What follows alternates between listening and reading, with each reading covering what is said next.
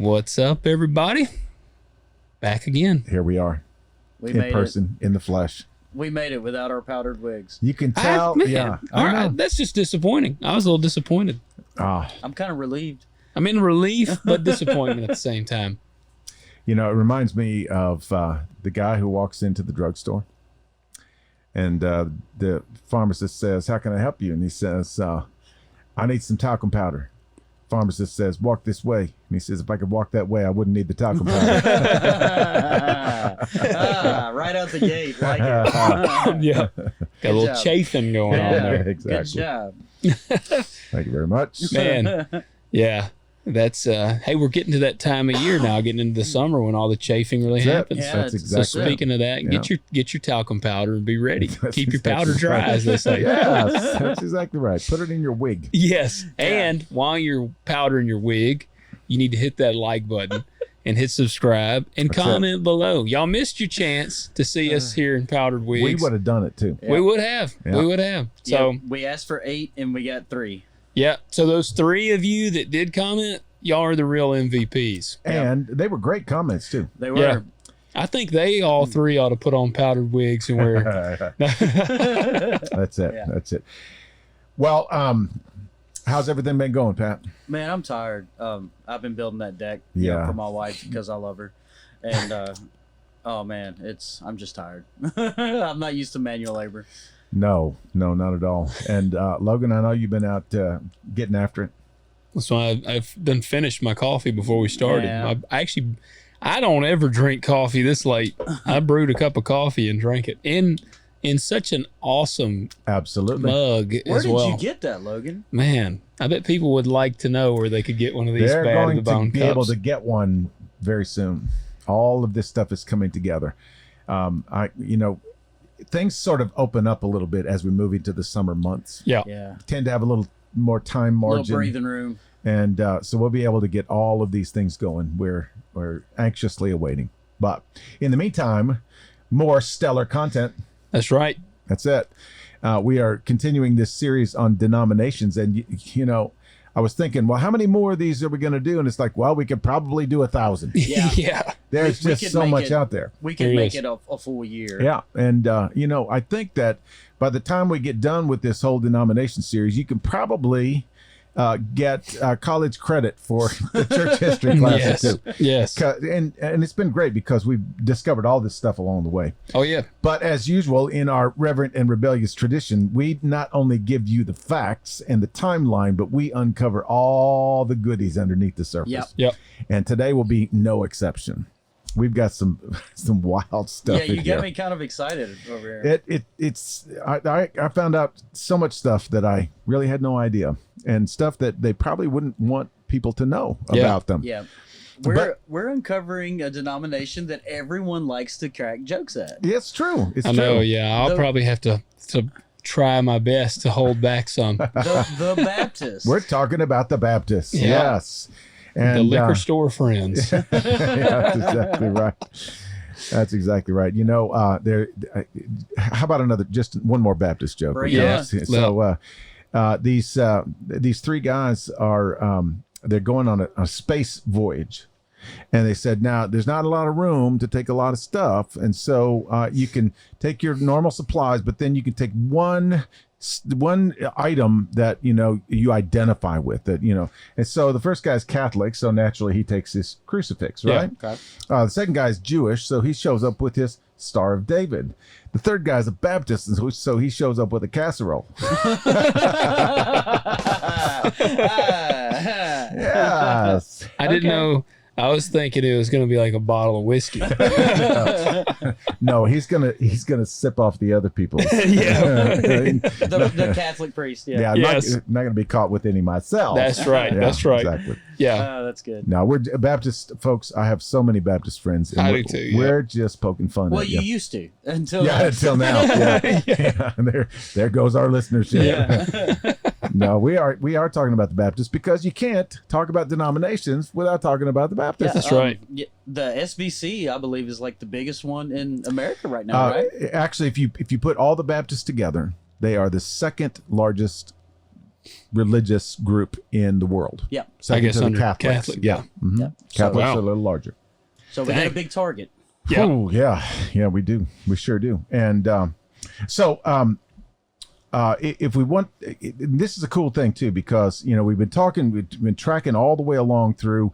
We started at ancient Israel, and we got all the way through to the Protestant Reformation. Then we saw the Lutherans and the Anglicans and the Reformed tradition, and then out of that we see kind of theology developing a little bit, and people getting some different ideas. So we see John Wesley come up, and then the Methodists, and the whole thing, which was a fascinating story. And so, what do you think, Pat, happens now? Where do we go next from here? Do we just stay within our four little camps forever and ever? No. The printing press, man. That's it. The printing press happened, and we scattered like the wind, man. Everybody got a Bible. Yeah, and everyone decided it said something different. Everybody started reading their own Bible, which is dangerous. They knew better. Well, and that's what happened. This was right around the 16th century, so mid to late 1500s. Yeah. Especially into the early 1600s. Would you say, Sunday? It's good to read your Bible, but it's better to study your Bible. That is so true. They missed that second step. They missed it altogether. And everybody who's listening and watching out there, you know what happens sometimes. We've all done it. We open our Bible to some passage and we go, wow, I never saw that before. Yeah. And we just sort of go, wow, that just hits me right here. And we take something, and who cares about the context? This is what it says. It's a holy book, right? It makes me feel this way. Well, it's the word of God. Tell you something I had done before, and I'm sure other people have done it. And it's like one time you just sit down, you're like, God, I just want you to talk to me. I'm just going to open my Bible. And wherever my finger lands, I'm going to read. You better be careful with that one. Yeah, I know. Yeah, I'm going to stumble and be like, you want me to cut up a concubine and send her body parts? But it's better to be a eunuch. What? Yeah. Whoa. But I know I've done that before. And yeah, there's no context. It's like, oh, man, I'm jumping right in the middle of Job. And yeah. I just said, if I open up to Job, I'm like, all right, God, you're busy. Yeah. That's exactly right. He had great friends. Well, and this is a funny thing because, speaking of Job, every time I hear somebody quote from the book of Job, I just sort of tense up a little bit because probably 75% of the book of Job is what his friends are saying that is incorrect. Yes. It's like, no, this is... We use the term friends very loosely, too. Exactly. Well, they were friends until they started talking. That's right. Yeah. That's what happened. Yeah. And it's the same kind of thing with this, is that, everything was moving along until people started reading. Yeah. And they kind of started reading stuff out of context a little bit and getting fascinated with certain portions of the Bible. And then they started arguing over, pieces of doctrine and, ways of interpreting scripture and all this kind of stuff. For sure. And this is what was happening in that time period. And so all these new ideas and new philosophies and new theologies are starting to pop up. And some of them are just downright anti-Christian. Yeah, for sure. Some of them were out and out heresy. Just crazy ideas. And there were some that would agree with 98% of sort of the general consensus. Mm-hmm. But they had a problem with one thing or two things, and they found some backing for it in scripture, and so they would hang on to this idea. That little bit. Yeah. And there was kind of a movement at the time that basically was saying, you know what? Luther and Calvin and Wesley, they're still church people. They're still hanging on to that Catholic Church thing, that medieval thing, Yeah. And they really saw the kind of what we've been discussing is that they blamed the whole corruption of the church on what happened through the Middle Ages, through the medieval period. Yeah. And so they just wanted to take that whole thing and chuck it out the window. Yep. And so this movement got a name. It was called the Anabaptist movement. What does Anabaptist mean? Okay, so Ana is a little prefix that means again, to baptize again. Ah. Yeah. And basically, the 2% that they were having the most trouble with was this whole idea of baptizing infants. They couldn't find it in their scripture. And so they were going, no. We look at the New Testament church and they were baptizing believers. It was like they professed their faith and then they baptized them, and that's the way we're supposed to do it. And so they saw Calvin and Wesley and all those guys as way too churchy. Let's move away from being churchy. Before we get too deep into that, I want to ask real quick: what's the difference between christening and baptism? Oh yeah. There's. It all depends on your whole theology. Okay, so. That's one thing I have to do as a Cumberland Presbyterian pastor is explain baptism a lot. Because we kind of do it different. We do baptize infants, but we have a different theology of baptizing infants than the Lutherans and the Anglicans and the Catholics do. Mm-hmm. Okay, so they christen.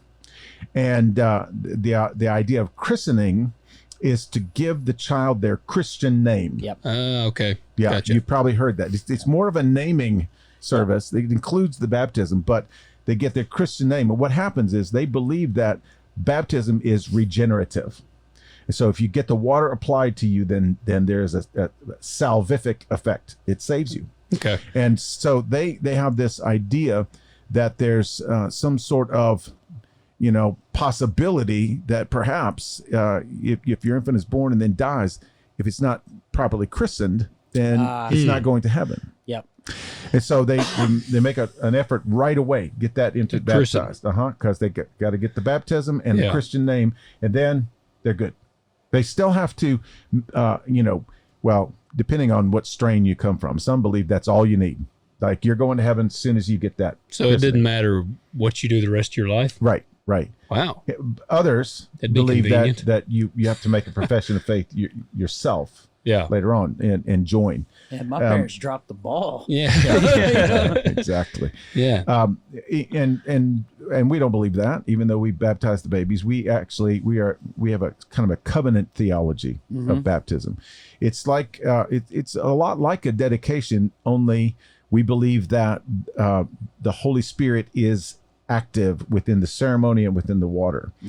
And that it symbolizes not only regeneration, which is we don't say that the baptism regenerates the infant. It's a promise of regeneration. Yeah. It's a covenant promise, and then it also symbolizes the outpouring of the Holy Spirit, not just on the child's life, but in the middle of the whole situation. Yep. So there's a responsibility then and an empowering then to the community and to the family that we will all strive together under the power of the Holy Spirit to bring that child to a profession of faith. Yep. So you can, take that for what it is.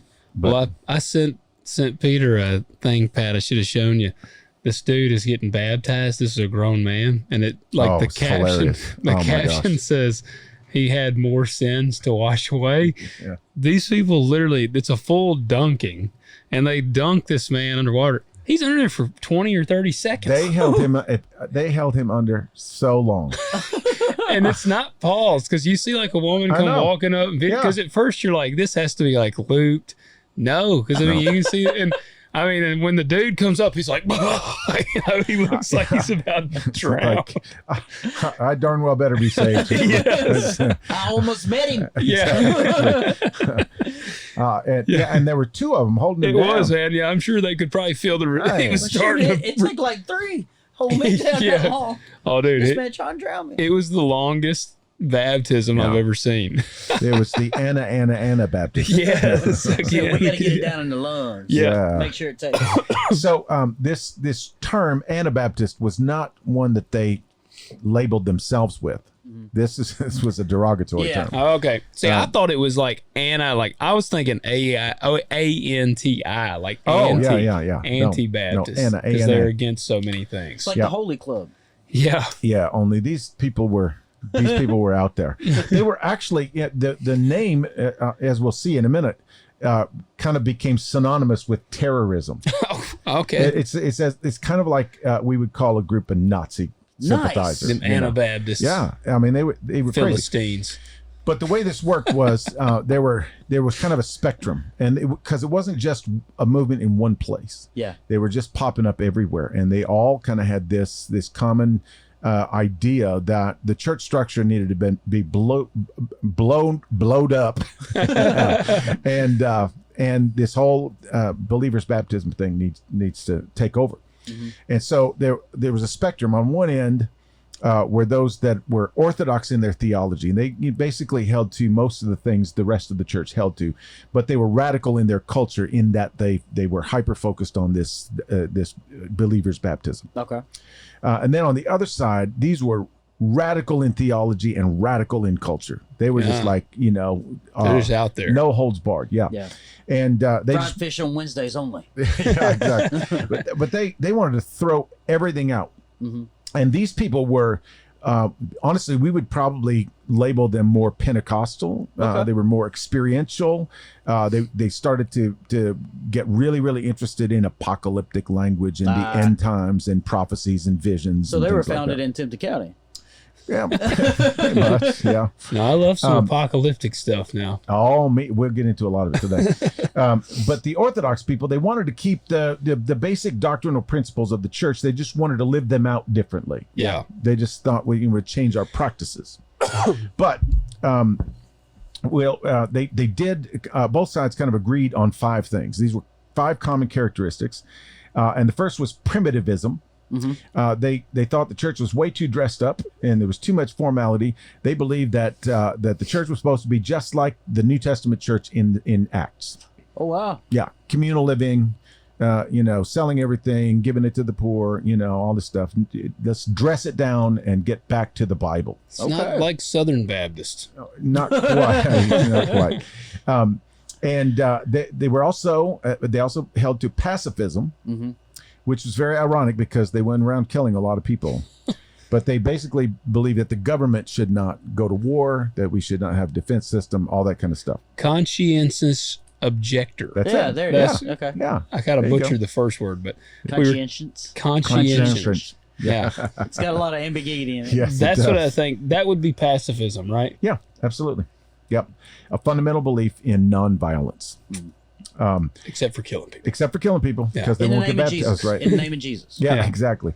And then they were also anti-society.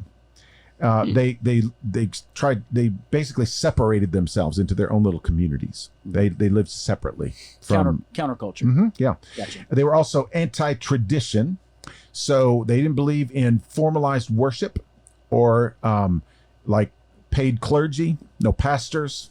So nobody in charge. Who led it? It was supposed to be communal. They get together and it's like, well, Brother Jedediah, do you have a word for us today? And it's like, yeah, I do. And he would get up, it's like they were just very organic kind of thing.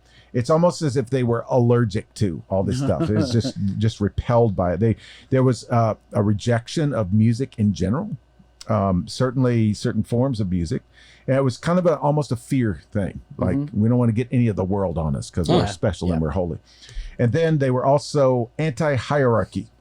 So no denominations, no organizations, no institutions. We're not going to make up a constitution for our church or for our gathering or bylaws or anything else like that. Just free for all. Yeah. So you can take all of these Anabaptist groups and lump them into one category according to those principles right there. Look something up about that.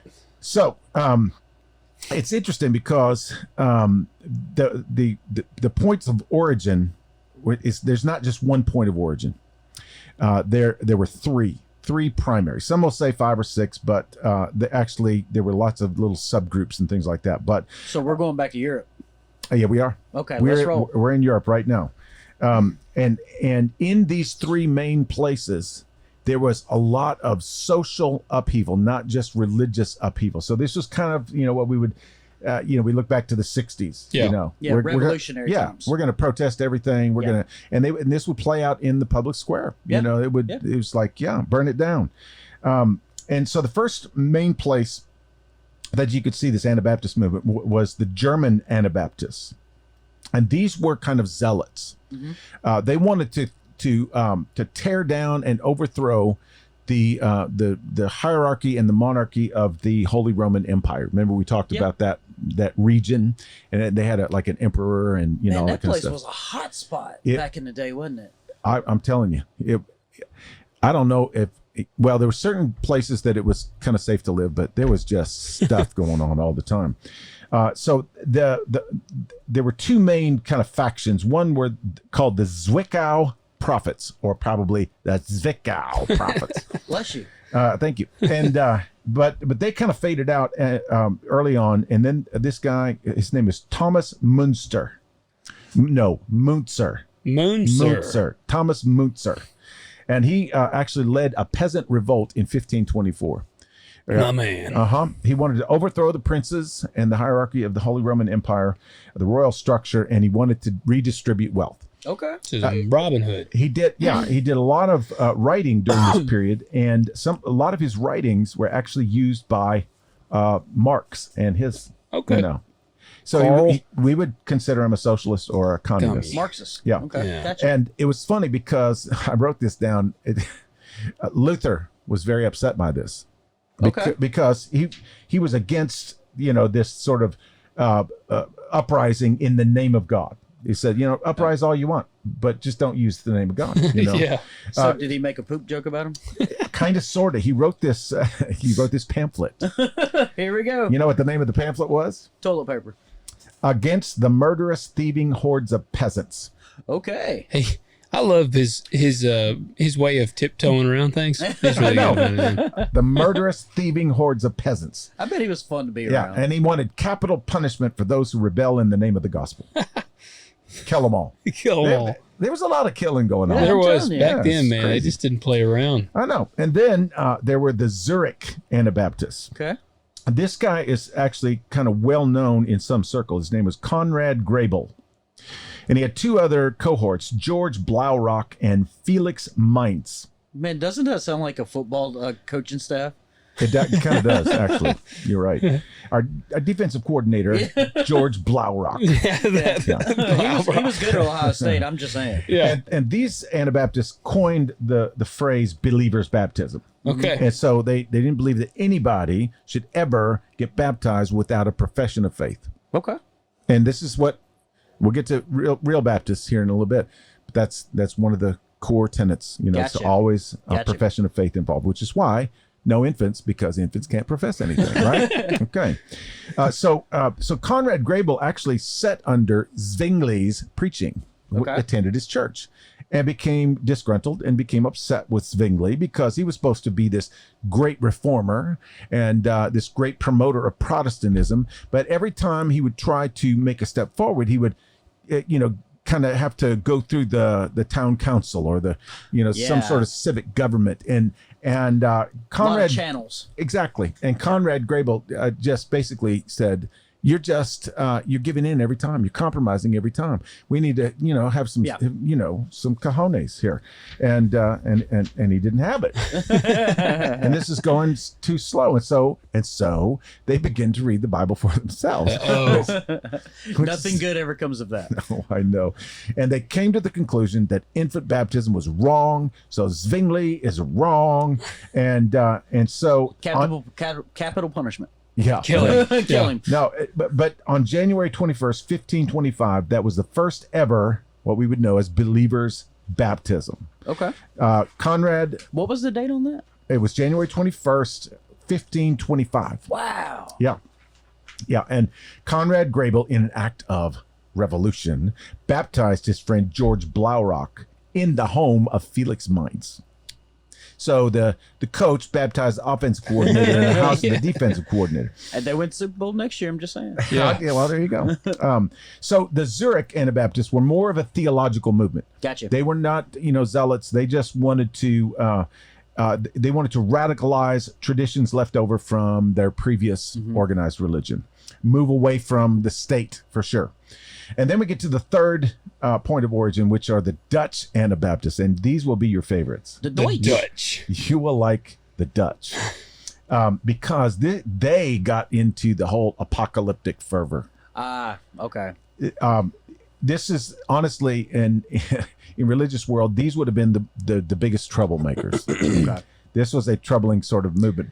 Is this so one thing I looked up because I was just curious when we mentioned them, what would you consider Christian fundamentalists? Is that what this is? No, it's not, because these are all really new ideas. Okay, because one of the things I looked up was I was like, man, this guy had to be Anabaptist, and it was Randy Weaver, who was the dude at Ruby Ridge. Oh, wow. Because he separated himself from society, and true. so I'm like, man, That is true. but it said he was a Christian fundamentalist, but it said they were very big on apocalyptic theology. Yeah, and we'll see that this apocalyptic stuff just starts to infiltrate everywhere because it's fascinating. Everybody, gets interested in it. It is cool, but why do so many, like, look, I love the apocalypse stuff, but like, I don't get that hung up on it. And you don't pretend to know when the end of the world is coming. No, I actually have said, because the Bible says we will never know when the times are. That's right. But I'm the type of guy, I'm like, if some guy miraculously just came up with it, I feel like God'd be like, all right, well, I'll just shift it the next day.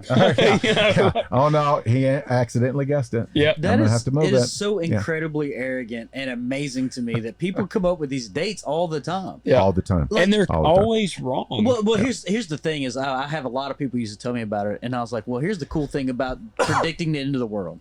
100% of the people who have done it have been wrong.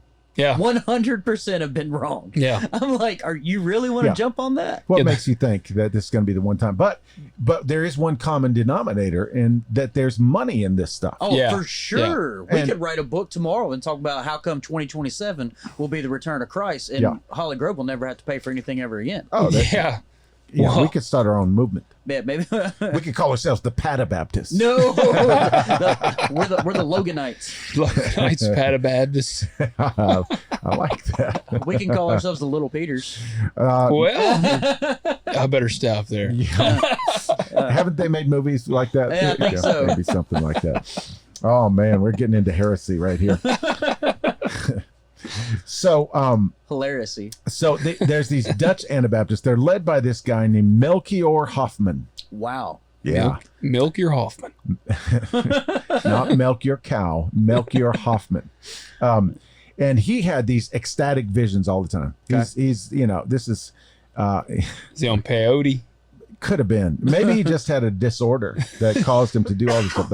But he believed that the end times could happen at any moment, and he preached it wherever he went. It's like, you don't know, it could happen. You don't know, it could happen before we go to bed tonight. And there's all this real urgency about it. And he would tell all about his dreams and all about his visions and all this stuff. Probably scare people half to death. Absolutely. He was really hyper, I feel like. And so, this is what happened. This is my favorite part of this story. In 1534, in Münster, Germany. Okay. That's where they make that cheese, I think. Anyway, there were three men that began to follow Hoffman. They heard about his teaching. He probably visited there, and they got like totally taken in by this stuff. And so they began to meet together and develop ideas on their own. Now, these guys were named Bernard Rothman, Jan Mathis, and John of Leyden. Drew, we found your family tree. Yeah, we did. Here it is right here. Although it's spelled with a Y. Y-S. Yeah. Well, that's not fun. They probably changed it when they came over to the New World. Right. Yeah, absolutely. John of Leyden. Of Leyden. So is of his middle name? I don't know why he didn't just use. Maybe he has some terrible last name. Yeah, so he's like, man, I'm just Frank. put the town on I'm there. Frank from Munford. Exactly. They get this movement together, and they develop their own little followers, and they get all cranked up on their ideas about the Bible and the end times and all this stuff. And they organize a hostile takeover of Münster. Nice. Yeah, because they are convinced that Münster is the New Jerusalem. Okay. Because I think it says it in the Bible there somewhere, doesn't it? Yeah. Yeah, we will meet you all down in Münster. Like, why would God choose Münster? Right. But Münster is the New Jerusalem. And so Rothman, who is not a pastor, he's not a trained theologian, he's just started reading the Bible for himself, Right. So he has these visions and dreams, and he says, I can speak for Christ. That's always good when somebody says that. Bold. I speak for Christ. And he starts putting pressure on all the people. And he gets him and his friends voted into the town government. Okay, so now they're kind of in charge, and they immediately depose everybody. Like they fire everybody in government. Okay. They start putting their own people in there. And so he essentially, he constructs a theocracy. It's like the religion is now king over this town. We finally have a Christian city. It's a New Jerusalem, Yeah, and so the bishop of the area gets up an army, like a legit army, like crusade type, the shields and the. I was going to say this would still be swords and shields and axes, and those funny little helmets with the nose piece on them. And like gladiator. Mm-hmm. And so the bishop comes down with his army, and he's going to get the city back. Was this like congregations of the church? Would it be like you standing up Sunday and being like, all right, yes, arm yourselves? Or it'd be like, let's go down to Liberty Baptist and get them to go with us. And then we'll go on down further to the Pentecostal church. Let's get them. They just started this whole thing. I'd be over there pulling your shirt sleeve like, Peter, Yeah, like there's a bishop out there. We ain't going to make it to town. But here's the funny thing. They got this army now outside the city. And Jan Mathis, Drew's buddy, great-grandfather, gets this vision that he is the new Gideon. Wow. A lot of visions going on here. I know. It gets better, though. So he brings out an army of 30 men to fight the bishop and his army, just like Gideon. Wow. Okay. And it does not go well. How many is in the army of the apostle? Hundreds, thousands, probably. Yeah, it might be thousands. I don't know. So this dude, I mean, I will give them this. They like wholeheartedly believed in this. Or they were completely deranged. Yeah. I don't know which is the thing. But so he's confident. He's like, yeah, I was sword of the Lord and of Gideon, and he gets and it's a terrible idea. And so they are all wiped out. And here comes the army. And John of Leyden takes his clothes off and runs naked through the streets, claiming the end is near. I am the new David. Wow. Okay. These dudes are nuts. And Munster is the new Jerusalem. It's like, you could, it's not like Paul Revere, the British are coming, No, I'm naked. I'm the new David. This is the new Jerusalem. Well, I guess if you wanted to get everybody's attention, that's one way to do it. I'm naked and I'm not drunk. Yeah. Like there's a naked man running down the street. I mean, so it would make you look. Yeah. In the interim, before the city is completely overtaken again, he reinstates polygamy, takes 16 wives for himself. All right. That's convenient. Because that's what you do. Yeah. Apparently. And so so then it takes a little while, but the city finally falls. And all of the men involved, there were more than just 3, but all the men involved are not only killed, but they're tortured. They're tortured and then executed. All right. And their bones are put in these wooden cages and strung up from the church towers. Okay. They got these cages of these 3 men's bones hanging from the church towers. And if you go to Munster today, to the church, you'll see the cages still hanging there. Really? Are the bones still there? I didn't ask. Man, that is... And they didn't say. Yeah. But there you go. That is pretty wild. Anabaptist. I appreciate one thing about this, the old cultures, whatever. Man, when somebody would do something, they made an example and they made sure you didn't forget about it. Well, and that's it. And so what happens then is at the end of the 16th century, this Anabaptist thing is stifled. It's like, we can't have this stuff going on, because this is only one example. I mean, weird stuff like this was happening in various different places, the peasant revolt and all these different kinds of things. And so basically the state and organized religion puts these Anabaptists down. And so they kind of... Oh, wow. That's pretty cool. Yeah, that's it. They didn't get any bones in them, but I mean, still, that's crazy. I know. Still there. And so so the Anabaptists don't die out. They just go into hiding. Okay. So it's just kind of underneath the surface then. They were seen as violent terrorists. And so they... and here's the deal. When they're discovered, when pockets of these Anabaptists are discovered, they're persecuted and oftentimes killed. And most of the time they're killed by drowning, because they say, if you want to be rebaptized, we're going to rebaptize you. So they're like the dudes in the video. They just a little bit longer. A lot longer. Yeah, exactly. Wow. What year is this? This would have been right around 1600. I mean, it's getting right close to 1600, because, this whole Munster thing happens like 1534, 35, a couple of years long. And so we're moving ahead, and the Anabaptists are kind of stomped out, and they go into hiding, and they're persecuted, and they're drowned. Gotcha. Okay. That's wild. I know, but this doesn't make them afraid. It strengthens their convictions. Okay. Yeah. And so many, if not most of them, head to Poland because Poland has this sort of tolerant vibe. Did the guy that they tortured to death in the first group, I'm imagining since it strengthened him, did he have like a Braveheart moment where when they're torturing to death, was he like baptism as he's like So, tortured No to more death? babies. Yeah. So at this point, Poland's like California. Yeah, absolutely. Yeah. Poland is kind of like the place where all the heretics collected. Yeah. They could just go and live in peace and, The do their land thing. of fruits and nuts. Yeah. Well, I heard one guy say, living in California is like living in a bowl of granola. Yeah. What ain't fruits and nuts is flakes. Flakes. Yeah. That sounds Sorry, accurate Alan. from what I've heard. Yeah. And so they scattered to some other places too. Some of them end up in the Netherlands and some of them stay in Germany and England. England's going to become important because they got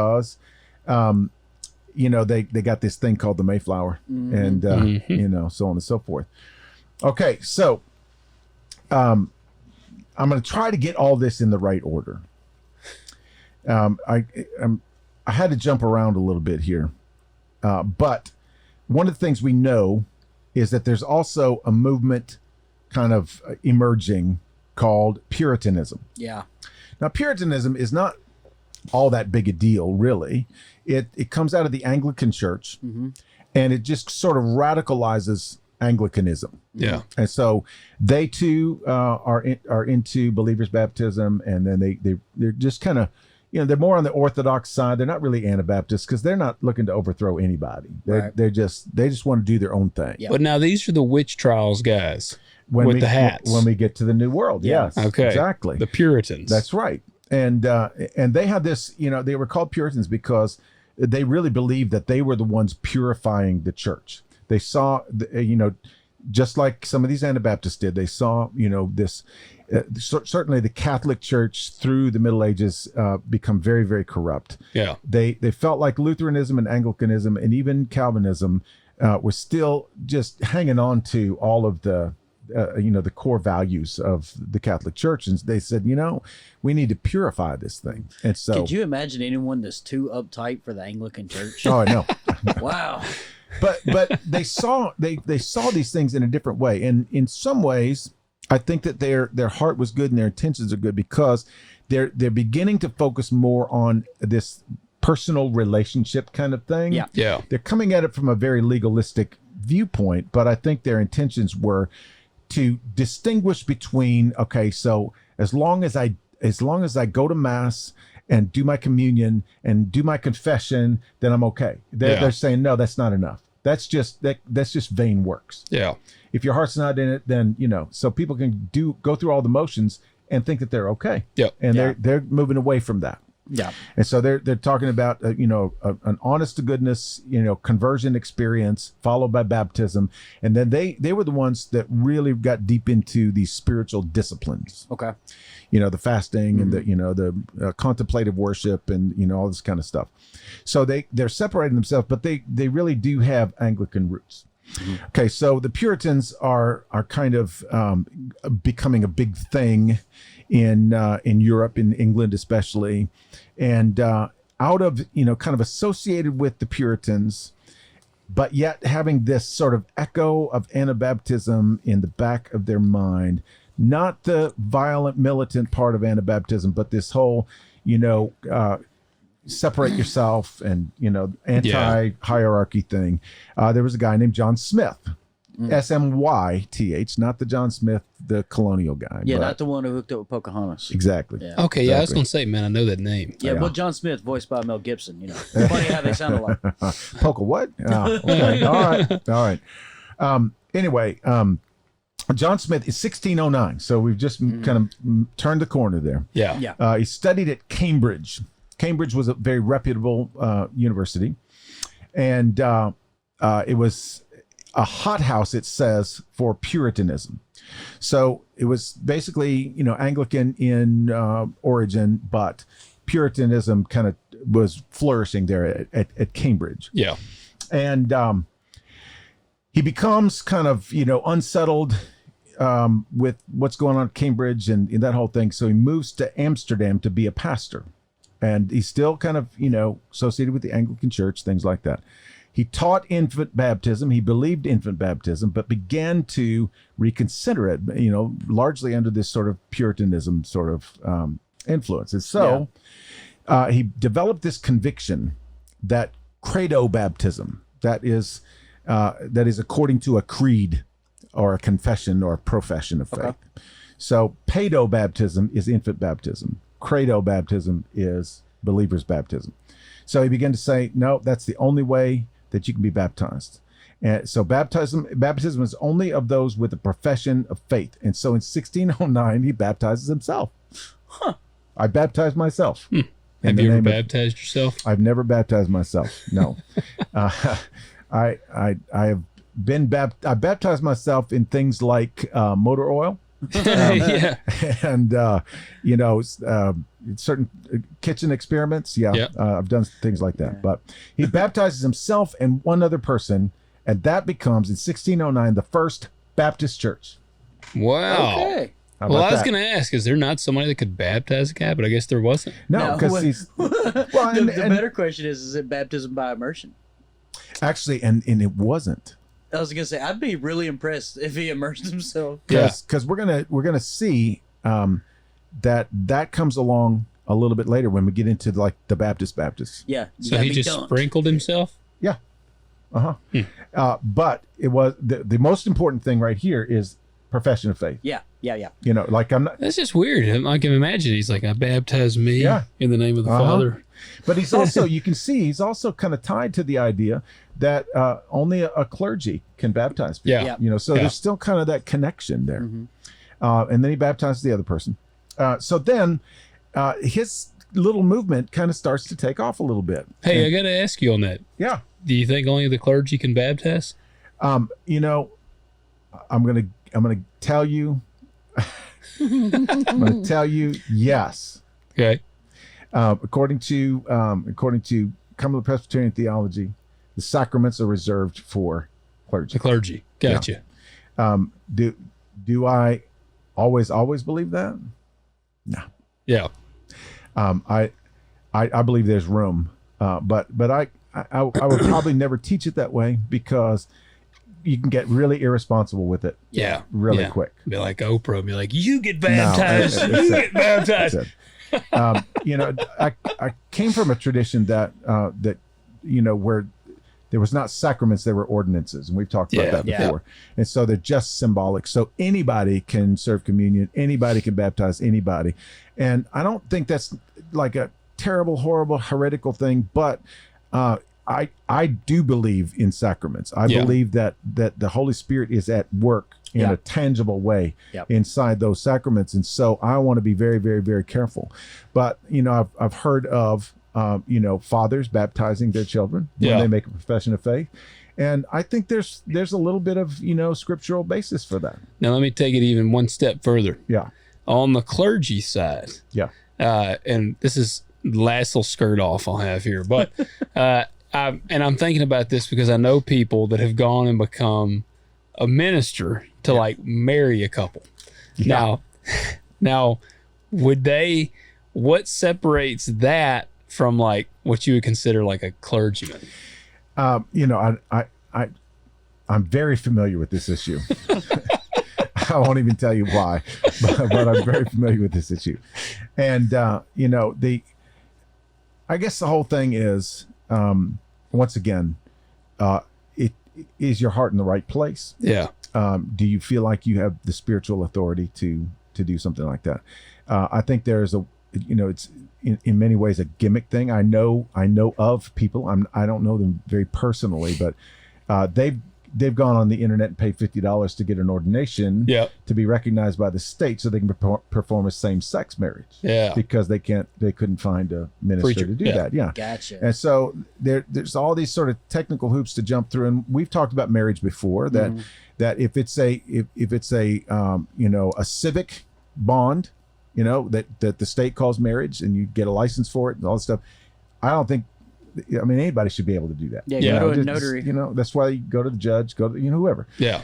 When it becomes a Christian ceremony, then I think it carries a lot more weight because So I think I mean, I'm not going to say that somebody's straight line to hell for getting a online certification. Yeah, because I believe that if everybody's heart and intention and the Holy Spirit's there and the whole thing, I'm just not gonna draw that line. Well, I'm okay. I've always wondered about that just because I know it's interesting, but I've mentioned on here before, like, still one of my coolest takeaways from Braveheart is just when they go in the woods with the actual clergyman and he weds them. Like, I'm like, man, there's a part of me that wishes that's what Martian had done. We just gone into the woods. I know. Had the preacher come out, do it. I mean, I don't know. It's Save cool. you a lot of money. Yeah, I was just saying that would have been cheaper. It would have been cheaper. Yeah. But I mean, once again, and I've also seen where a layperson will perform the ceremony, but the minister will sign the license, thereby providing a spiritual covering over the whole thing. What's the point of that? Well, the minister knows about it, is involved in the planning of it, basically presides as a spiritual covering over it. And just his signature, you think, does it? Well, I mean, no, I mean, he puts the substance in. Well, there's got to be a it's a cooperative. Yeah. The minister is involved in creating the ceremony and making sure the counseling is done and all the stuff. It's just that for sentimental reasons, they wanted somebody else to do it. They want their friend to do it. And I don't care who says the words. Yeah. They're making the vows. Yeah. I'm not sprinkling some magic pixie dust over anybody. Yeah. Do you got any of that? I wish I did. Tell you the truth. Etc. He can fly. He can fly. He can fly. There's you a rabbit hole you didn't know we were going to go down. Yeah, that's a good one. That's a good rabbit hole. But no, I've got minister friends who are very strict about those things. And I respect them. I don't have, I guess I mentioned that because I know some guys that are atheists that are ministers per online. Like they have gone and paid, again, like $50. And they're like, yeah, my buddy wanted to get married. So, and it's like, they don't even believe. Like, once again, that's unless God is involved in the whole process and is the focus of the whole process, it's not really a Christian marriage. That's true. Yeah. And so if anybody wants to just go off and, go to a hotel ballroom and say vows and sign the whatever, it's okay. Yeah. I mean, they're going to do what they're going to do. Yeah. And they are. Yeah. But yeah, different when it comes to Christian marriage for sure. So here we are back to the Baptists. How about that? This John Smith's movement kind of gathers some traction. So there's other little Baptist churches sort of sprouting up. And in 1638, there's a guy named John Spilsbury. And he actually starts the first London Baptist church in London. Now, John Spilsbury is an overt Calvinist, like hyper Calvinist. Happy guy. Yeah. And so was this the first Reformed Baptist Church of London? Well, honestly, as we'll find out in a minute, the majority of Baptist churches were very Calvinist in their origin. And I would say that there's a residual effect of that today. I would agree with you on that. Well, and honestly, many just straight up Baptists would say, would tell you that they're 4-point Calvinists. Yep, I've heard that a lot. They just take the L out, so it's TUIP. Yeah. TUIP. So. You stupid. There was another guy, or right around that time, his name is Richard Baxter. He became well known, did a lot of writing, and he was he called himself a Puritan Baptist. Okay. So they're all kind of, mishmashing together. Yeah. And all of this is centered around, hyper focused on this rethinking of baptism. Yeah. They're really into this topic. They're really, really into it. Yes. And so in 1689, this is like 51 years later. Yeah, 61 years later. No, 51 years later. I can't do math tonight. All the little Baptist churches get together to form the London Baptist Conference. Okay. And one of the reasons they wanted to form this conference was to create a confession I thought they were against hierarchy. Well, they are, but now this is a softer, gentler version of this Anabaptist thing. So, Gotcha. So this is like the first ever Baptist convention. It is. That's Gotcha. exactly what it is. Gotcha. And really, they don't want to start a denomination. They still want to be autonomous and not connectional too much, but they want to have a common confession that sort of codifies or puts into words these new beliefs that they have. Okay. Especially about baptism. So on one hand, they're affirming the fact that they have orthodox foundations. Yeah. But here's where we are different than everybody else. Gotcha. Okay. Tracking. So they come up with the London Baptist Confession of 1689.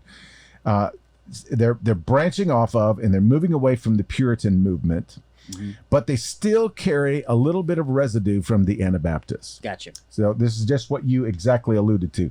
They're still anti-hierarchy, so they still want to be congregational in nature. In other words, they want the congregation to vote on everything and have a voice in everything.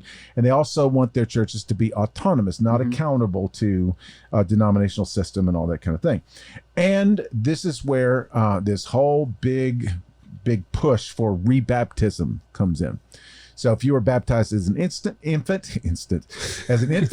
that does not count. Well, I guess it'd be instant too. You got to get dunked and sit in there for a minute. As quickly as possible, yes.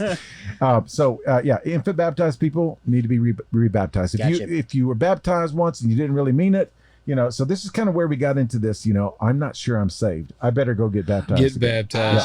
Yeah. Gotcha. It's kind of where this, kind of grew out of. And then they were also somewhat anti-society. They would participate to some level in civic government, but they just kind of mostly wanted to stay away from it. Gotcha. They almost sound like sovereign citizens. Yeah. To a degree. I think you can say that accurately. But now this is the Puritan. What are we calling them? Puritan Baptists? No, these are just Baptists. Okay. This is what they're calling themselves now. Gotcha. Because they want everybody to know that they're all about the baptism. Gotcha. That's their biggest deal.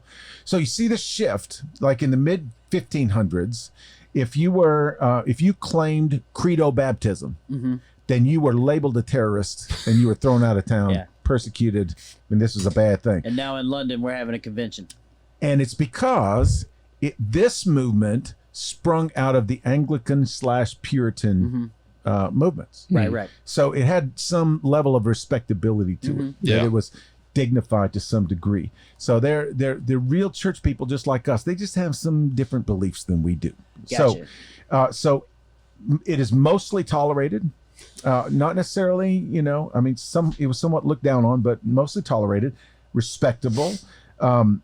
And at this point, these sort of, middle of the road Baptists are not associated with dreams and visions and apocalyptic things and, overthrowing the world and revolution and all that kind of stuff. So they're just allowed to go to be okay. Right on. Doing their thing. Now, I wanted to let's just imagine this timeline in our mind, because now we're going to have like two things going on. And this is where I'm going to get my timeline probably messed up a little bit, but I'm going to do the best we can. Okay.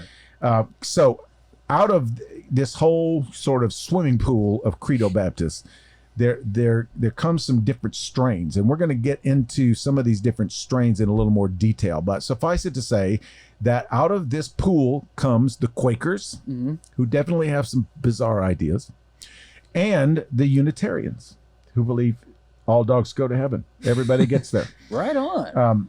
So they're like universalists? Yeah.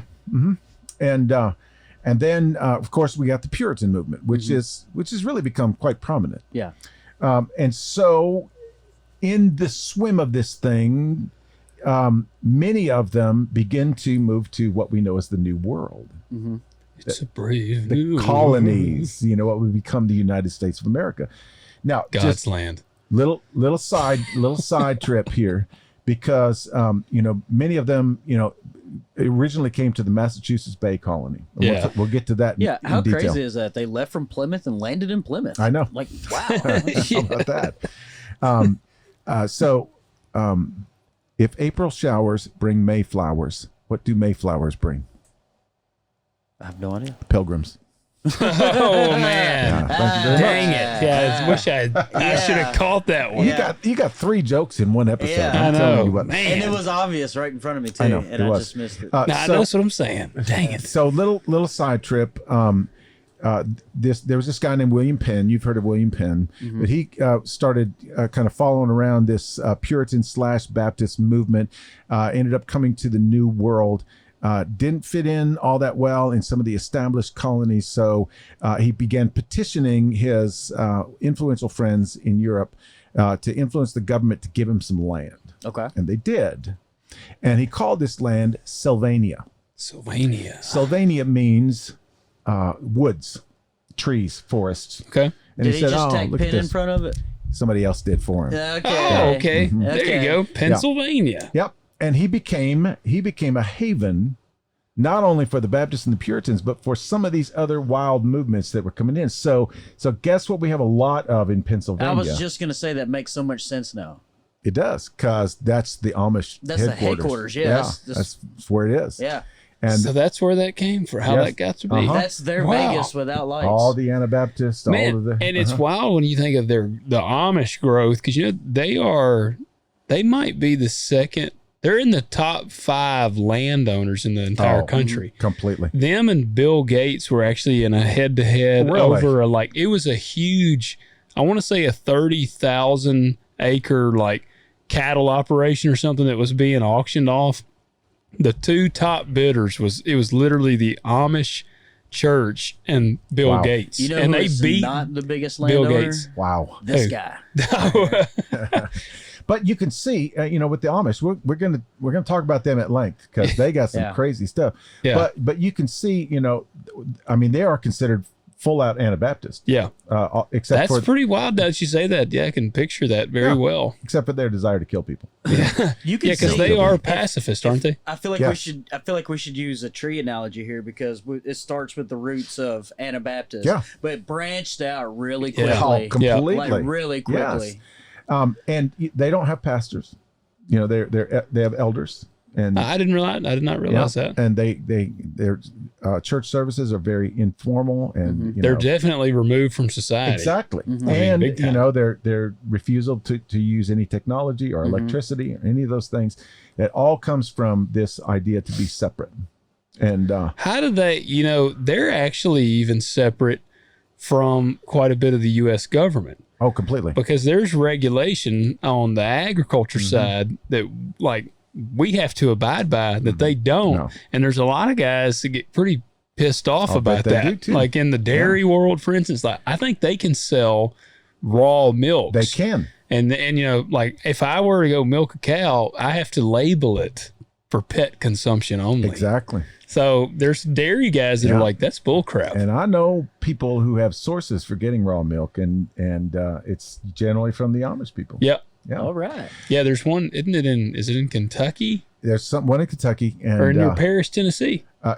we used to live right. I used to go to the little Amish grocery store Yeah.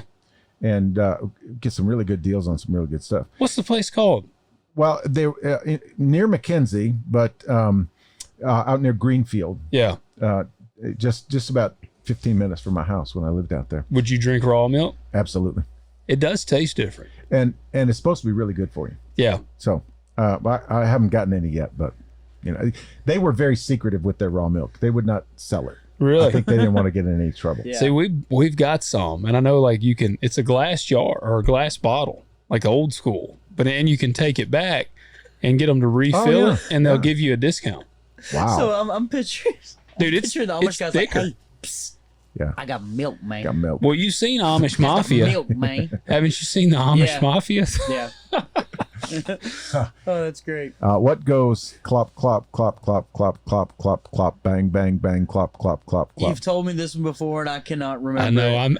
I am going to be Wait, mad. is it an Amish drive-by? There you go. Yes. All right. All I'm right. 1 for like 30. Yes. You got it. Yeah. All right. So now we've made it to William Penn and all that kind of stuff. Okay, In Pennsylvania. so now we're going to get into Baptist. Okay, Okay. so this is where I'm going to get a little confused on the well, time. not totally confused, but I might get confused on the time. It's all right. Hey, we live in and they can rewind. Yeah, we can pause. We'll get these dates. I'm gonna remind me to come back to that page. Okay, come back to that page. Come back to that page because that's more about what Baptists will tell you they believe now. Okay. Okay. So we're going to follow the timeline through a little bit more. Okay. Very, very, very famous person in Baptist history is in the early 1600s, comes to the States. His name is Roger Williams. And Roger Williams is an Anglican minister, and he's very Calvinist. Okay. But when he comes to the States, he comes to the Massachusetts Bay Colony, and he becomes a radical Puritan. Now, remember, Puritan, that's not a big leap because Puritans came out of Anglican. Yeah. Right? Yeah. Okay, so he becomes a radical Puritan. He gets at odds with the leadership of the Massachusetts Bay Colony, and it gets so bad that they banish him. Okay. They kick him out of town. He moves to Pennsylvania? No, this is the funny thing. He moves to Rhode Island. Oh, wow. Yeah. Okay. I know. And it's not very populated at the time. And so he meets up with some other people, and he, on Rhode Island, becomes a Baptist. Oh, okay. Now, we find out later he didn't really stay a Baptist, but he became Baptist He at that became a moment. Presbyterian. He might have. Yeah. Only if God predestined him to. That's right. Well, he was a Calvinist already. I know. So, yeah, you can run, but you can't hide. Yeah. So he becomes a Baptist, and he, with some other people, founds the Rhode Island colony.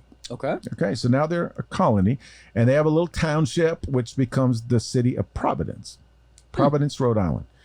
And in Providence, he plants literally, he calls it the First Baptist Church of America. So he started that. Yep. And if you go to Providence, Rhode Island today, still there. You go to that church, and they still proudly call it the First Baptist Church of America. So how did all these others become? How is there like 12 First Baptist churches like right here and right? Like where's the third, fourth, they're the first fifth? one on that block. Well, yeah. Honestly, that's how that whole thing came about. The first one that was planted is called First Baptist, and the second one is called Second Baptist, and Third Baptist, and so on. Now, typically, because nobody wanted to play second fiddle, they would change the name from Second Baptist to, New Bethlehem Baptist or something like that, so as to not carry that connotation with it. Because we know how frequently Baptist churches split, right? That's kind of that would be wild. Where do you go to church? 73rd Baptist. I know. Well, that's what I was going to say. 556th Baptist Church. It just doesn't quite roll off the tongue. It doesn't have that good. But here's the deal: in Union City, Tennessee, one of the biggest churches in town is Second Baptist Church. Okay. Second Baptist Church. Mm-hmm. Hey, well, I appreciate them for not going first. So that's pretty cool. The Second Baptist Church is in first place. That's it. Yeah. Because they got it right. So how do they have all these First Baptist churches? Because in the beginning, this did happen a lot. This is a cliche for a reason, because it happened a lot that Baptist churches split a lot. Yeah. Because actually, not just Baptists, congregational churches split a lot. Yeah. Because everybody in the congregation has a vote and a voice. Yeah, their own ideas. And so anytime anybody gets a different opinion, they kind of gather consensus and they go at it. And when the conflict becomes too much, they say, well, we're going to go off and start our own church. Yeah, you get a 50-50 vote. All right, see you later. That's it. Yeah. That's it. And so that just happens a lot. And so you would get 3, 4, 5 Baptist churches in the same region. Mm-hmm. And so they would just number them. All right. So, but then the other ones would either change their names or they would die off. Yeah. And then First Baptist is one that stays. Gotcha. It's just funny because I can think of, there is like 4 First Baptists right around us. Oh yeah, absolutely.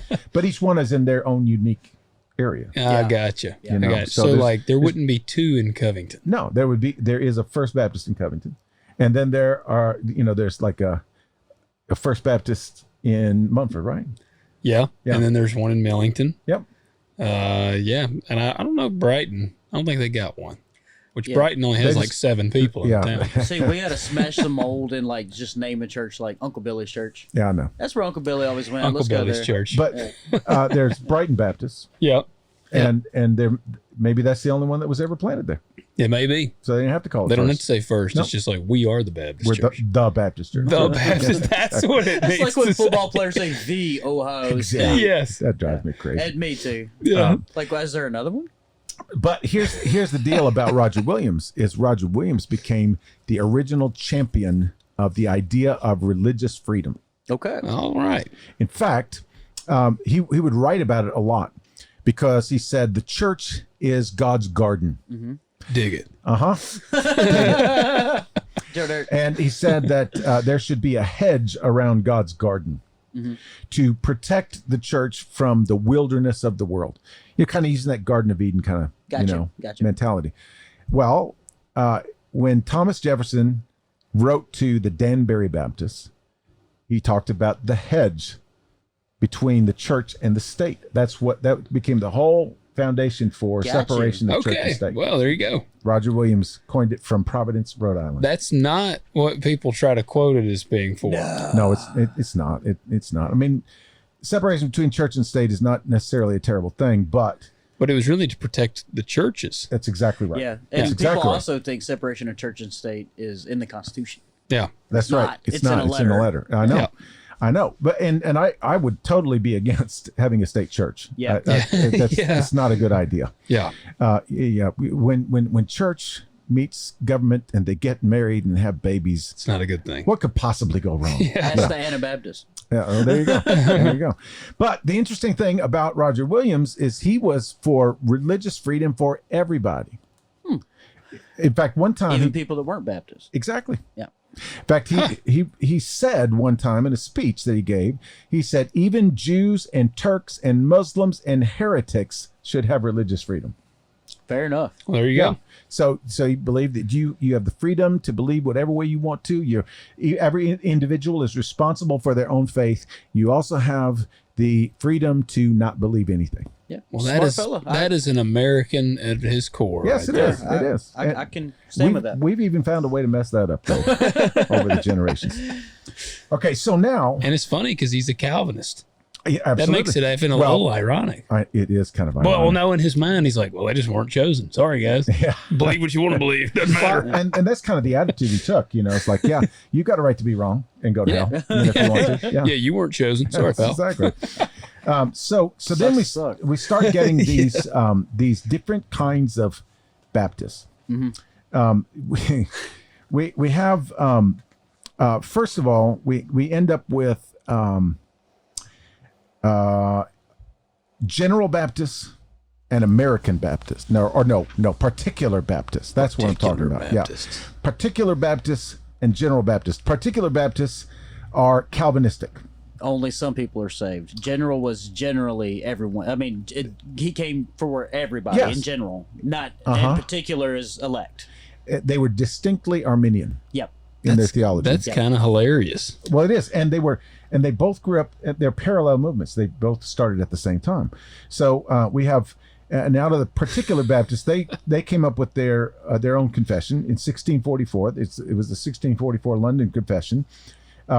General Baptists didn't come up with their own confession, but the interesting thing is that they were generally friendly and respectful with each other. There was no animosity there, but they never hung out together. Yeah. Because the Particular Baptists hung out with the Puritans because they were closely related, Yeah. especially in their Calvinism and everything. The General Baptists hung out with the Anabaptists. And so it was very interesting because the Particular Baptists, now after the English Civil War, now we're talking mostly in England at this time with these two factions here, although they're going to start bleeding over into the U.S. pretty soon. After the English Civil War, the Particular Baptists exploded, and they become the largest of the two. Was that the page you needed to go back to? It was. Okay. It was. Okay. And I'm going to come back to it one more time. Okay. Did they call them? Was the church called like the Particular Baptist Church? That was the name of the movement. So Yeah. it Okay. might have been on their church. It might not Man, have been. that sounds terrible. It's weird. It's Yeah, weird. that just doesn't sound good. The old church sign, Particular Baptist here. Particular Baptist Church. I know. But then, the General Baptists kind of started drifting and they got into some pretty heretical stuff about the deity of Christ and atonement and things sure. like that. And so that kind of, shrunk their movement a little bit. Now there's still some general churches, isn't there? Because I don't want to say I've seen. It's a different movement. Is that the general? Is there a general Assembly of God? No, I don't know about that. What am I thinking of? But there is a General Baptist denomination. Okay, it's very small. My dad was loosely affiliated with it for a little while. Really? But they're not these General Baptists. Yeah. Because these General Baptists pretty much all but died out after a while. Mm-hmm. But then you start getting these other little Baptist things. The General Baptists show up in the U.S. and they become the Sixth Principal Baptist. Okay. Man, these name changes. I know. They latched on to Hebrews 10, and they developed out of Hebrews 10 these 6 principles that every Christian has to hold to. I don't even know what they are right now. I didn't even go down that rabbit hole because it's not that important. Got a feeling they're super legalistic. But then comes the Fifth Monarchist Baptists. Okay. These people are whacked. These are particular Baptists who have gone rogue. Okay. They get all into the end times. And that apocalyptic seems to be like a common denominator of craziness. Yeah. Like as you get there, it's like, if there was a scale for the crazier they get, then it's like another scale for how often they talk about the end times and the apocalypse. I just need the last 5 books of this Bible. I don't need everything else. So the storyline goes, and everything went swimmingly well. And then they started focusing on the end times. They made their way to Revelation. Yep, they should never have gone there. But the interesting thing about the Fifth Monarchist Baptists, I don't know why it was fifth. I have no idea. 1 through 4 didn't make it, man. But they were against the monarchy of England. So you have both in the U.S. and both in England, and the people in the U.S. were wanting to overthrow the monarchy. I was gonna say, I feel like if they're in the U.S., it's kind of given. I know, but they had a particular reason for it. And the reason was that they believed that if they could remove the monarchy from England, then Jesus would return. And when was this? This would have been 16 something. Yeah, and see, the U.S. was still fell under the crown at this point. Yeah. Okay. But you can see how when the seeds of resistance started sprouting, that some were in it for governmental reasons, some were in it for the rich land and the resources. Some thought it was bringing Jesus back. That's exactly right.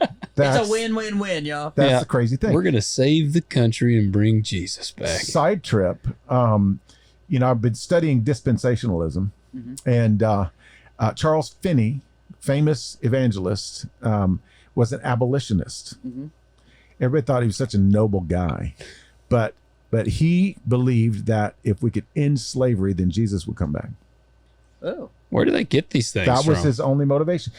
It's all through this apocalyptic thinking. It's like, okay, well, the British government wasn't the beast, and so let's look around and see what other beast is out there. But where does the Bible say that it's our duty to destroy the beast so that Jesus can return? It never does. Like that to me, like almost like, I think, Pat, you said it earlier, like it's what an arrogant way of thinking. That like Jesus is waiting on us. He's counting on us. You guys would hurry up and get rid of that British king. Then I can come back. And then that line of thinking turns into Jesus needs us to do this.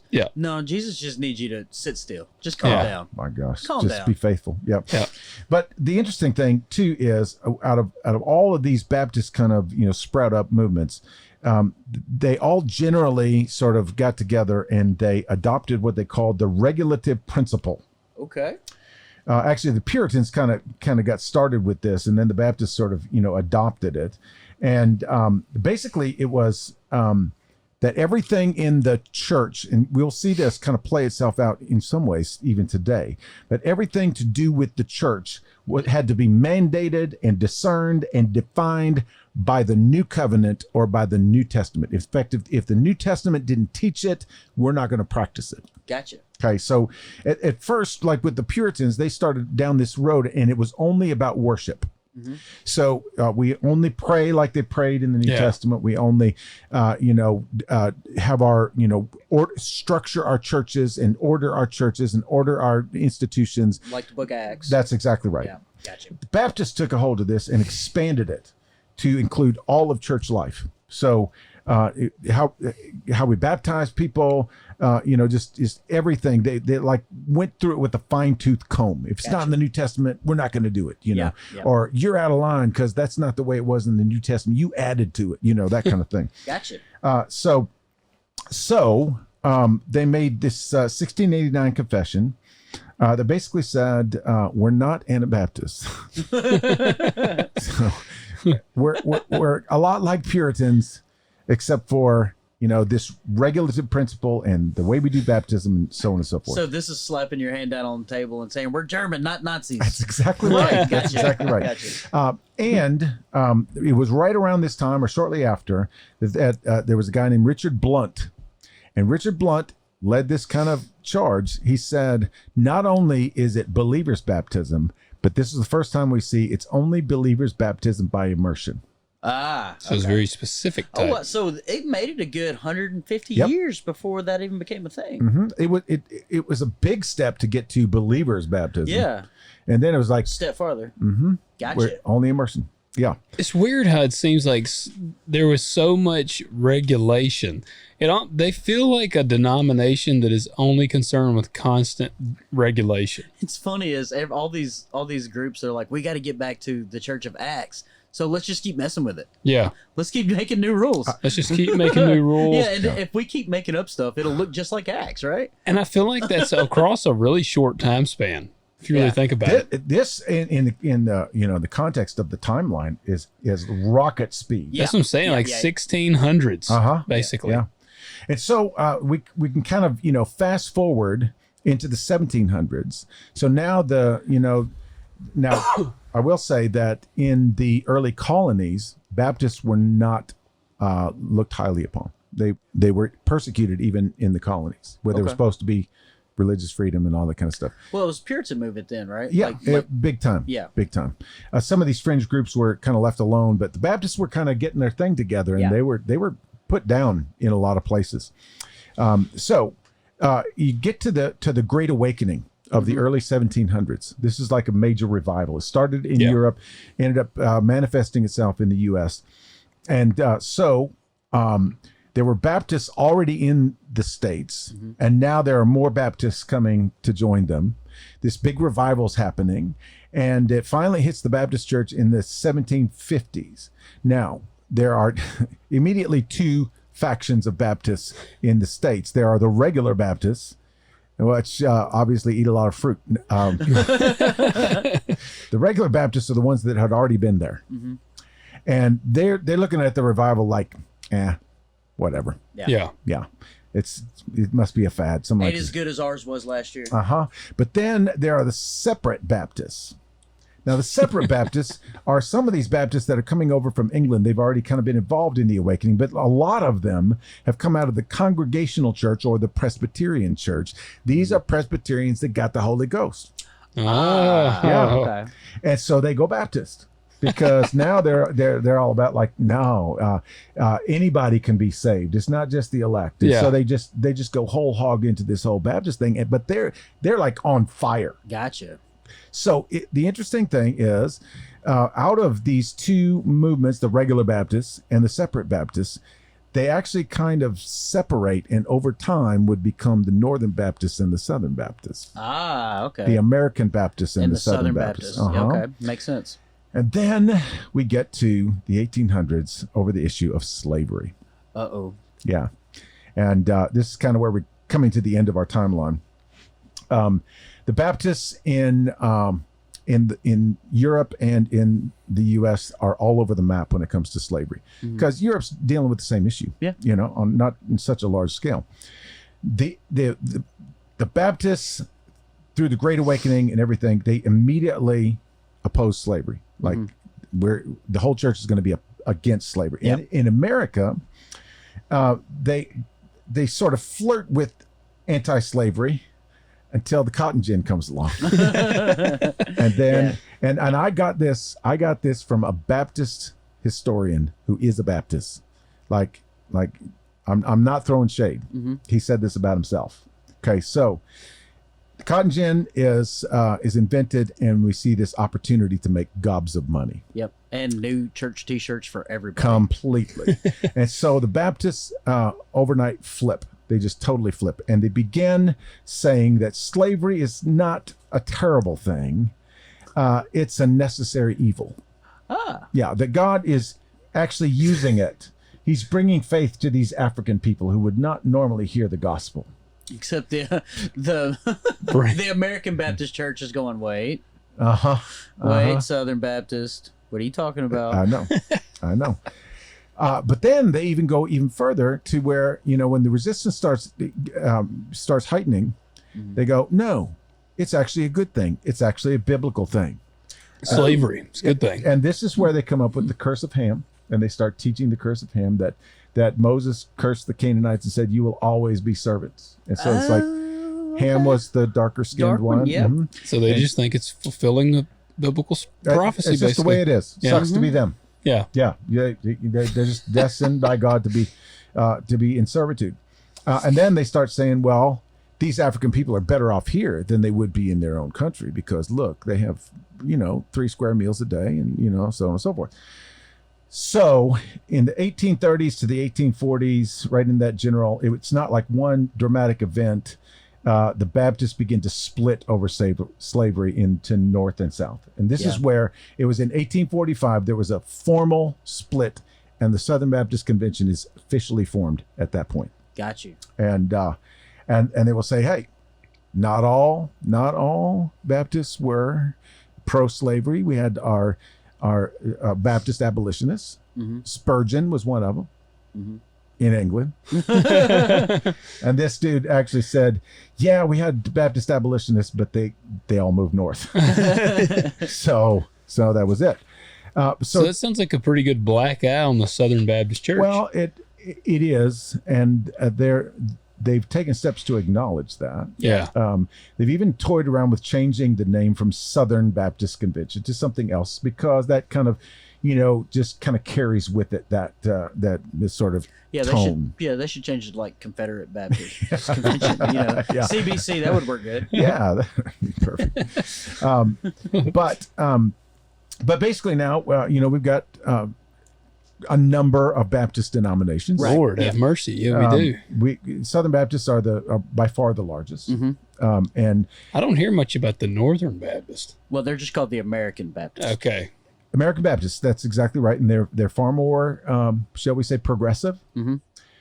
They have women preachers. Yep, they're a little more affirming with same sex. Yes, they are. In fact, there are some American Baptist churches that are full blown affirming. Yep. Just like there are. They're the liberal Baptist. Yeah, they are. Well, that's what that seems fitting. Yeah. Yeah, I mean, just the North is more liberal than the South. Well, I mean, there's some American Baptists in the South. Like it's no longer a geographical term. Gotcha. It's just a party identifier, if you will. Yeah, it's probably still. Is it still way more prominent American Baptist in the North? For sure. Although there are American Baptist churches in the South, there are Southern Baptist churches in the North. Yeah. Really, there's Southern Baptists in the North. There's Southern Baptist everywhere. Yeah. They are huge. They're in Australia. Wow. So we have we have the Free Will Baptist Church, which is kind of a derivative of the General Baptist, which was the Arminian. Yeah. The salvation for everyone. And of course, there's the Missionary Baptist Church, which many of I've seen some of those. We've got them right around here. Yeah. And actually, a lot of African American congregations are Missionary Baptists. Mm-hmm. It says they became known as the Anti-Missions or Primitive Baptist. Right. That's the missionaries. Primitive Baptist, and then let's see what other kind of. We've got Reformed Baptists. They are very Calvinist. There are Calvinist Baptist friends. Who would be some prominent Reformed Baptist preachers? What would John Piper be? Would that be what he is? The most famous is Vodi Bakum. Yep. Okay. Well, see, and I like some of Vodi's stuff. I know. I'm about 50-50 right now. Yeah. Because he gets off into some weird stuff. Yeah. Oh yeah. But he was one of the first. I actually saw him when a buddy of mine graduated from seminary. Oh yeah. I went and watched like at his graduation because my friend was like, "Man, you need to come listen to this guy." He was like, "He's a gun toting, He is jujitsu doing, weightlifting dude, and he don't call no. He takes no crap. He is Was his not name Mark afraid. Driscoll? No, man. I like Vody, but nah, He's got some good stuff. yeah. When he straight up teaches Bible Yeah. and doesn't get off into doctrinal stuff or kind of marriage advice and things like that. I like his apologetics. Yeah, I completely agree. And Yeah. he's a dynamic communicator. Yeah. He can talk, man. That guy can deliver. I'll actually tell you, he was one of the first ones that I listened to. They've really kind of opened my eyes to a lot of the race issues. Absolutely. Because he shared a story, because he was in, I think, California and like maybe South Central. And they got like pulled over. He was with his uncle, who's like a pretty, like, I think a businessman. And he said like he was not a troublemaker. And they just got pulled over, and he said they got held at gunpoint. Absolutely. And he was like, we literally did nothing. I heard. And Bodie's not one that's going to like, No, he doesn't push that stuff at all. No. I heard agree. Vody Baucham say something really good about racial reconciliation happened on the cross between Jew and it's true. Gentile.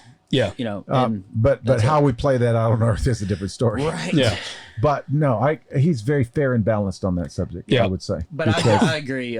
He does get in the weeds sometimes. Yeah. Oh, yeah. Yeah, when he starts talking about, the order of the family and the order of the marriage, and then he starts talking about election and stuff like that, I have to kind of go. Yeah. I'm out for now. And now the American Baptist Church was more charismatic. That's true. That is true. They're more modernist. More they fell in more with the charismatic movement. and Gotcha. evangelicals. Yep. So we're going to finish with this.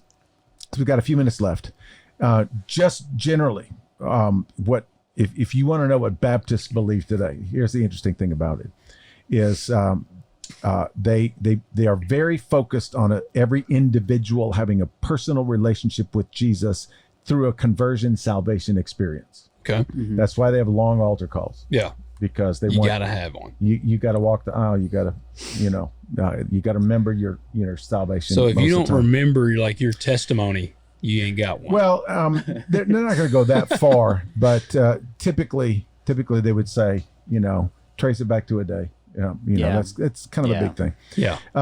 And then after you make a profession of faith, you as quickly as possible testify to it publicly by baptism by immersion. That's that. You join a church of other baptized believers. They are congregational. They are autonomous. All those kinds of things. But here's the interesting thing: is if you ask the Baptists where their point of origin was, they're not going to go back to John Smith or any of those people. They're certainly not going to go back to Anabaptists. They will not tell you that. In fact, they will fight you on sight if you say that, because they just don't believe that. They will say that we are an ancient church because we go all the way back to the New Testament. John the Baptist. Yeah. Oh, Because and this guy says, you ask me, I will tell you that baptism was exclusively by immersion on profession of faith in the New Testament. Oh. That's just it. And he says it wasn't until 500 AD that they began baptizing infants, because of the when Paul and them baptized the whole household of the jailer and all that kind of stuff. And he said that was a departure from the way it was in the very beginning, and that lasted for 1,000 years until the Reformation and the Anabaptists. But he says even though it's a new phenomenon, fairly recent denominational development, it's actually they viewed it even in the early stages as returning to the ancient practice. Like with that regulative movement. Huh. Yeah, we're returning to the original way it was in the New Testament. so they would even get on to Paul and them. Yeah, well, they will tell you that they know for certain that Paul only immersed people, and Jesus, followers only immerse people. This is one of those the Bible clearly says. Yeah, which it doesn't say that. But That was a little tongue in cheek there. yeah, I mean, it says when Jesus came up out of the water, that's their whole thing. Most of the time, Jordan River ran low. Yeah. And so he could have been ankle deep, Yeah. and he still would have had to come up out of the water because he would have had to climb up the bank. Yeah, exactly. Yeah. So I'm not saying it was that way or it wasn't that way. All I'm just saying is there's no way that you can definitively say that this was, But he says, well, some other people would say predominantly. And I don't even know if I'm going to go that far. I wouldn't either. No. I'm not necessarily going to go that far. And we can just tell people today, the baptism of Jesus was not live streamed. That's what I'm saying. I wasn't there. You know, it was not live streamed, so calm down. He didn't get it. I have decided to. Yeah. Anyway, so that is, they would say that the Baptist movement rose out of radical Puritanism, not Anabaptists. And this guy said, we look at it as the Puritans birthed the Baptists, and the Anabaptists are their cousins. Okay. They're crazy cousins that show up at Thanksgiving. So there you go. What do you think about them Baptists, Pat? The Anabaptists? No, Any of them. I feel like, man, their denomination is an episode of Jerry Springer. Man, yeah, it is. Well, you know what I mean? It's like, no, it's this, it's that. But you hit the nail on the head. I'm not blaming the Baptist. I'm blaming that's anything that's congregational led. Yeah. Well, That's group led. There's people who are not going to agree, and they're going to separate. And when separation happens, let's say you and I are arguing over method of baptism. Yeah, or the color of the carpet. Right. But if I see it blue, you see it red. I guarantee you, your group's going to have red, and I'm going to have blue over here. Well, and I've told the story. This is a true story. There is a Baptist church in the North or South Carolina, and they have 3 services every Sunday at 3 different times with 3 different ministers, and they have 3 different entrances to the church building, so the 3 congregations never pass each other and look at each other. Wow. And they have an independent third party who is paid to come and move the piano bench to 3 different spots because that's where God wanted the piano bench. Wow. Man, that is ridiculous. That was the dividing factor. Yep, the piano bench. Piano bench location. Yep. Where do they find time to argue over Man, this I don't stuff? know. I feel like they're not focusing on the right thing. Because that's what Jesus said. He said, the world will know you are my disciples by where you put the piano bench. Crap like that, I just go back, crap like that turns people away. I know. And, we kind of rag on the Baptists a little bit. They're not the only ones. They're not the only ones at all. No. I've never been to a church. Any church. I don't care what the denomination. I've never been to a church that didn't have issues like this. Yeah, but I'm saying those silly things turns people away. Yeah. I agree. Yeah. Just like arguing over, Calvinism and Arminianism and all this kind of stuff. It's important that you are settled in your own theology. Yep. Not that you are absolutely certain that you are right. Yeah. Yes. And at the end of the day, let's just get back on mission. Absolutely. You're not going to get to heaven, and God's not going to flip open a tally book and be like, how many people did you convert to Calvinism or Arminianism? No. Yeah. You're not going to get a golder toilet, golder In throne. fact, when it comes right down to it, we see that verse, that passage.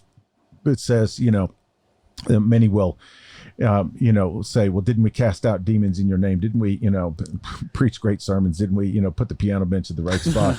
and Jesus says, depart from me, for I never knew you. I never knew you. And that's a relationship term. Yes, Yeah. it is. Yeah. And it says, because you never, clothed me when I was naked. You never healed me when I was sick. You never fed me when I was hungry. You came and visited me when I was in prison. Yep. It's like, well, when did we not do any of those things? He said, if you do these to the least of them, you do it to me. And it's so awesome too. If we're worried about how each other's messed up and what we bicker over, we never have to worry about ourselves and our own relationship with Jesus. Yeah. You know what I mean? We're just telling everyone else how they should do it. Well, Yeah. and if our conversion experience, no matter how we got baptized, if it's real, then it's going to show up in the way that we act. Yep. Yeah. And the way that we treat people, the way that we treat the underprivileged, the way that we treat, those that we deem are lost, you know. Yeah.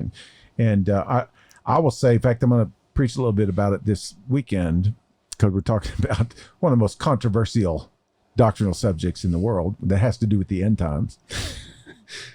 But there are 2 things that will mess up a church and the church's witness sooner than anything. And one is certainty. Yeah. That you are absolutely sure that you have all the right answers. And we've talked about this with certain kinds of belief systems. The reason they flourish is because cults. The reason they flourish is because there's certainty. Yep. Yeah. You're And that's told comfort. what's right, and It's you're told comfort. what. Yeah, exactly. Yep. You Yeah. don't have to think. And then the other is dichotomy, the black and white mentality. That you have to be either in one camp or the other. Yep. You're either in or you're completely Yeah, you out. can't. There is no middle ground. No And nuance. that's yeah. global today. But Yeah, sure it is. It is. It but, is. But that's, I mean, honestly, that's what our society and our culture is suffering through right now. Yeah. Certainty and dichotomy. Well, Jay talked about it with the Calvinist thing. Completely. You know, it's like even if he says he agrees with one aspect of it, all of a sudden he's ostracized from one side or the You're other. not one of us. And and that's so true. Like, One that's- of my great friends from high school, we couldn't have been more opposite on the political spectrum. Yeah. And still to this day, I mean, we graduated, you know how it is when you get out of high school, you don't see people hardly anymore. Years had gone by. He got married. He invited me to his reception there, and I showed up. Were and you the flower guy? do what? The Yes, flower guy yes, with of the course. fanny pack? Okay. Yeah. But he was he was like, man, I can't believe you actually came. Because I went out to Memphis, and I never go to Memphis. So he was already like, I can't believe you came to Memphis. Yeah. But went out there, but it's almost, our friendship is almost better because we're so opposite. For sure. We have some comical chats. Yeah. But we don't actually get in any heated debates because we both know where each other falls. Yeah. And Yeah. so we just don't. Yeah. If we talk about it, we might make a joke about it at the other one, and we Yeah. can laugh about it. It's great that I don't want everyone to be Pat version 2. Oh, You man. know how we would just fight the whole time. Yeah. Well, You know? Yeah. I have really good friends that are hardcore Calvinists and really Yeah. good friends who are various different versions of Baptists. Yeah. And, I have good friends now that are Anglican and Methodists, and and we joke all the time, because some of them are ministers, and so it was funny because I think it was one of my Methodist minister friends who told a joke. He said that I don't know if this was a true story or not, but anyway, a bunch of ministers were sitting around it. A lot of times they'll have the ministerial association where all the pastors in town will get together. Yeah. And they used to always joke about this Methodist pastor who would always read prayers. Yeah, they'd ask him to pray over something, and he'd open up his prayer book and read out of the book, And so they were sitting at breakfast one time, and they go, "Oh, Minister so-and-so, why don't you give us one of your written prayers today?" And he stood up and he said, "Our Father, who art in heaven, hallowed be thy name." So That's maybe good. we're not as far apart as we think we are. Yeah. And it can all come together very easily when we just Put our kinda, egos aside. and we just laugh and have a good time with people on a human level. Yeah. It's a lot easier to navigate the world that way. Yeah. And I'll tell you what, we have to be clear on what we're clear on, which is it's about faith in Jesus. That's It's right. it's a relationship with God through Jesus Christ, and And you can have your ground beef color carpet all you want. We don't care. no, we do not care, and we give grace in all of those areas. Yep. So there you go, Baptists. We love you. We do. We sometimes think you're a little bit crazy, but we love you anyway. And Yep. remember that it's easier to joke on y'all because y'all are one of the biggest denominations. Exactly. That's It's right. a big target. Yeah, we can Yeah. poke the giant every Yeah. now and then, right? Yep. I think it's good too. All right. Well, you know what to do.